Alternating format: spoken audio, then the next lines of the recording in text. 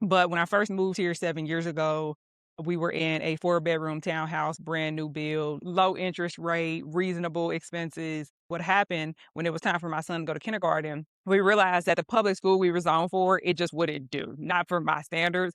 I wasn't gonna pay for private school. So we chose to move. And so we moved into another house. And in doing that, because of everything that had happened over the course of the pandemic and the economy and, interest rates went crazy, property values skyrocketed, government administration changed, all of that. In the course of all of that, trying to move to get to a better school zone for my son, our living expenses tripled. And so it's like, wait a minute. At some point, it don't matter how much money you make, it don't make sense no more.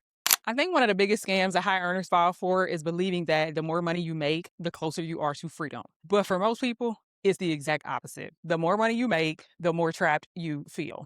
This video is for you if your income has gone up over the years, but somehow so has your stress level and your credit card debt. Today, I want to talk about how lifestyle creep is quietly stealing your ability to build real freedom. When I think about my version of lifestyle creep, my very first car that I got going to college was a Ford Focus, and my payment was $300 a month. And then fast forward to when I graduated from college, and I'm like, oh, I have an engineering degree. I deserve a new fancy car. And then that car payment went to $500. And then the next car was $700. And now my car payment is literally over four figures. And I'm like, wait a minute, it stops here. And the exact same thing has happened for my living expenses. And I know a portion of it is out of our control. But when I first moved here 7 years ago, we were in a four-bedroom townhouse, brand new build, low interest rate, reasonable expenses. And what happened when it was time for my son to go to kindergarten, we realized that the public school we were zoned for, it just wouldn't do, not for my standards.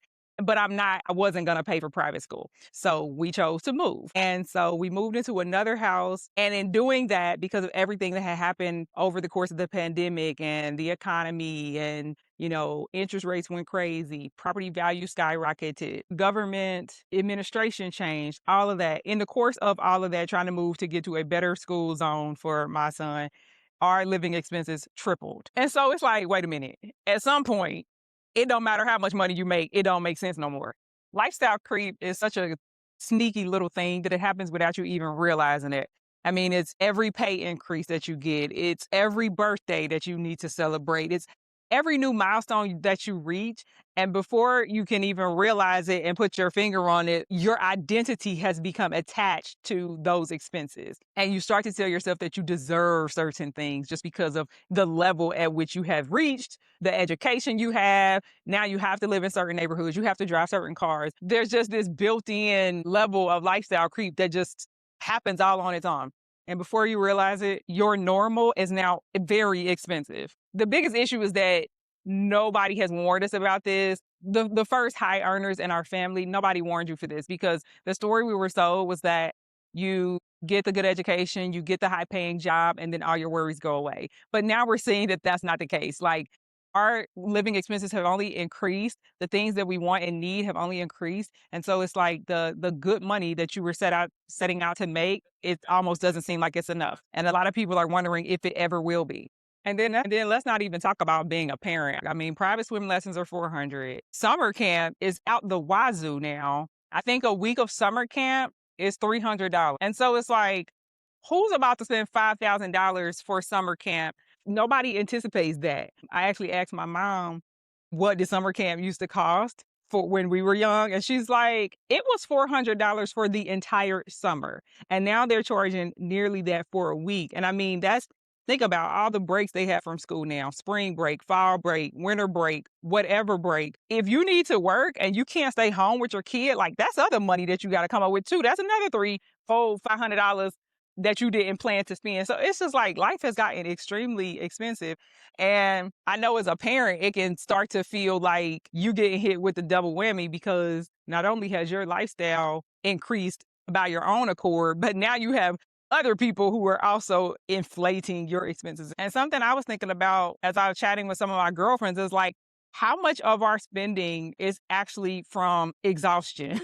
I think about all the help that I pay for, right? Because I have so many avenues in like areas in life where I'm trying to be present. There are a lot of things that I outsource as well. And so it's like, our mothers didn't have, previous generations, they didn't have an outsourced budget for laundry and for Uber and for DoorDash, and whatever you're using as a parent to help you. That's other budget that nobody really warned you about. You weren't really thinking. And now it's just a part of the package. You almost can't even function without it because it's almost like a house of cards. The whole thing's going to come tumbling down if one of those support systems gives out on you. And so there are a lot of things that are out of our control in terms of the lifestyle creep, but it would probably be a worthwhile exercise just to see, what am I spending that's because of stress management, overwhelm management, exhaustion? Where am I spending just because of that? I mean, those are the things that are probably not even in the budget. Those are the things that are causing you to look up at the end of the month and it's like, where did all my money go?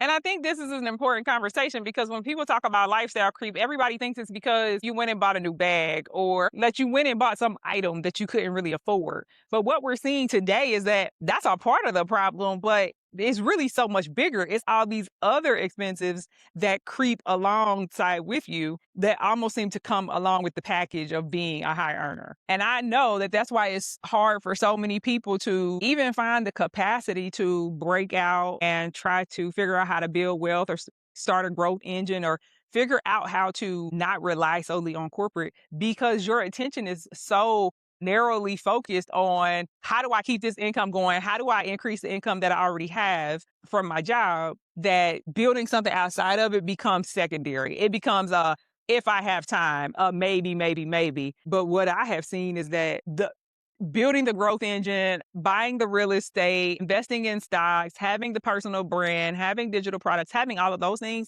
they actually help you combat the lifestyle creep. They actually help you not feel it so much. And so I shared in a previous video that when I started buying real estate, the goal was just to cover one bill. One building was supposed to bring me in $500. So it was like my car note vanished overnight. And so now I think about all the other things that I have going on in the same light. It's like, if I can sell 5 digital products this month, well, maybe that's swim lessons, or maybe you know what I mean? Maybe it's dinner for the week. And so I start to think about things like that so that you don't get so bogged down into where did every penny go? What does the budget look like? I mean, the reality is that instead of trying to spend less, sometimes you do have to figure out how to earn more.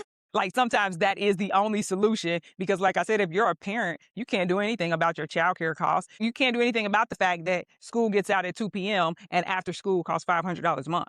Like there are just some things you can't get around. And I think that at some point, most of us thought that we were going to get to a level where you could just chill, that it was going to be enough money and you didn't have to think about it. And when I think back to before I had kids and before the economy got crazy, I was earning at a level, what do they call it? Single, no kids. Well, it's an acronym. I can't remember the acronym, but it's called, it's high earner, no kids or something like that. I can't remember what it was, but there's an acronym for people who don't have the parenting tax yet. And so back then, yeah, I didn't even look at, I was just swiping the card. It was always enough money because my expenses hadn't caught up with my salary just yet. And the universe was like, oh, just you wait.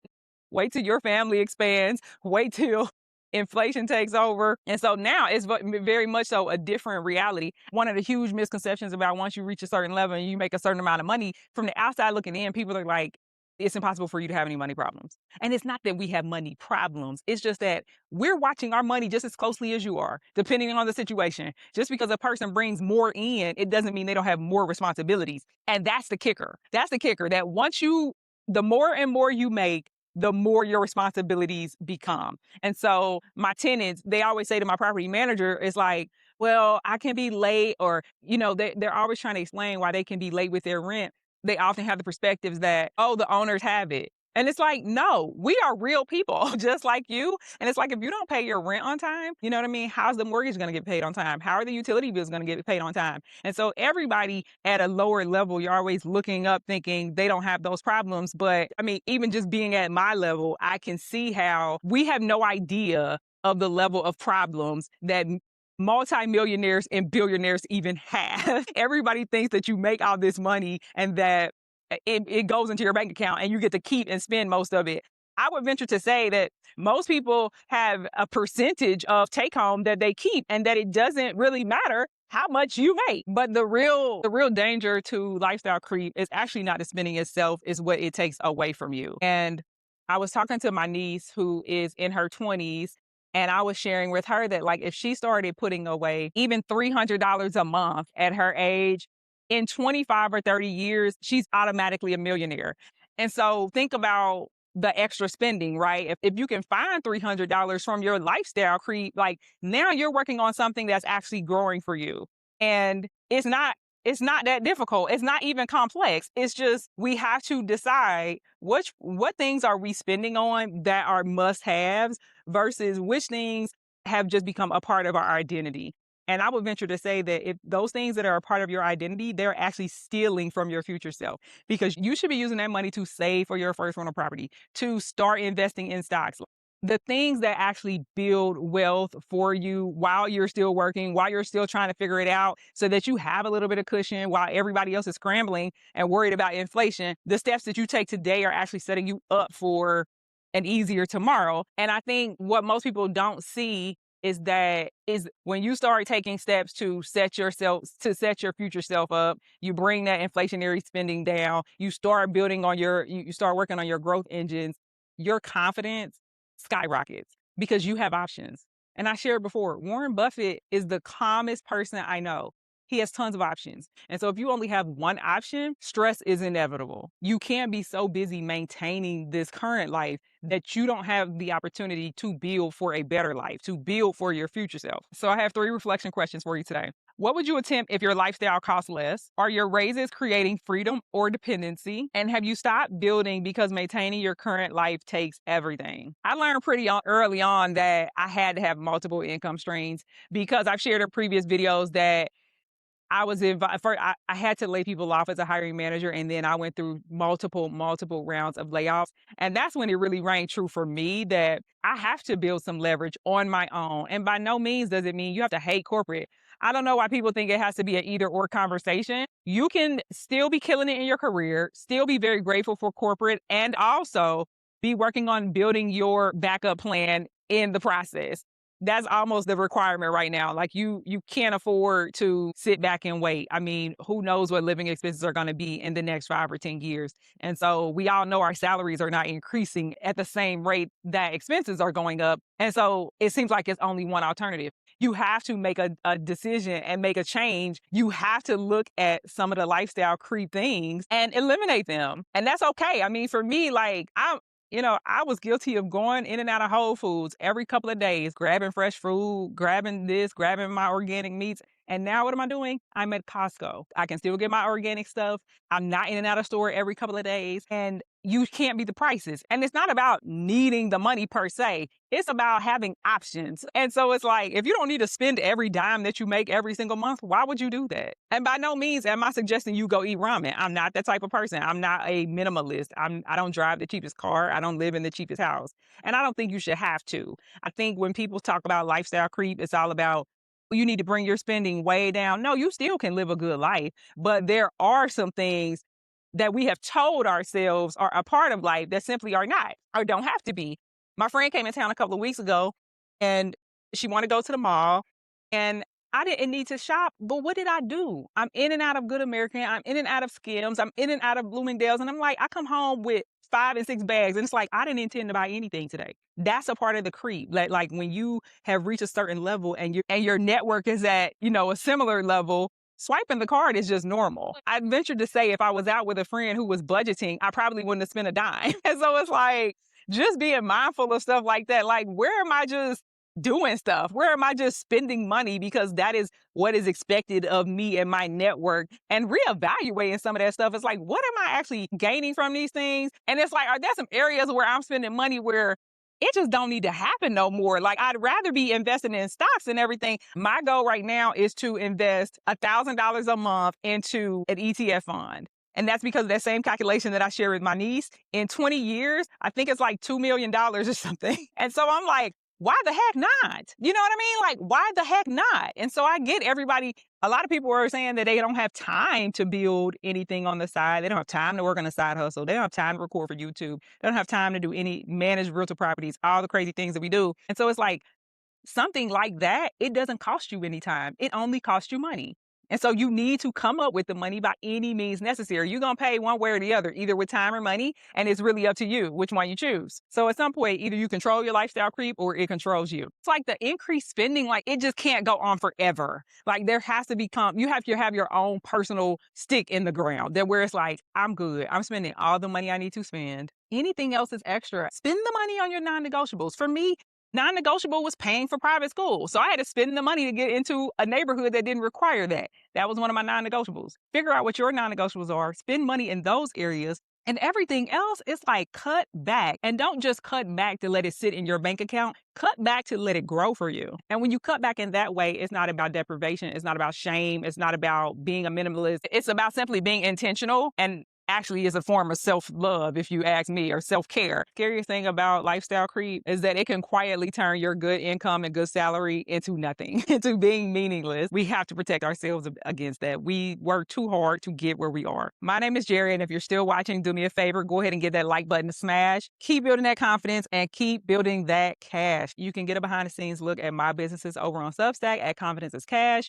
and you can see how I'm using AI to do all of the things over at the Prompt Life Podcast here on YouTube. Thanks for watching. I'll see you guys next week.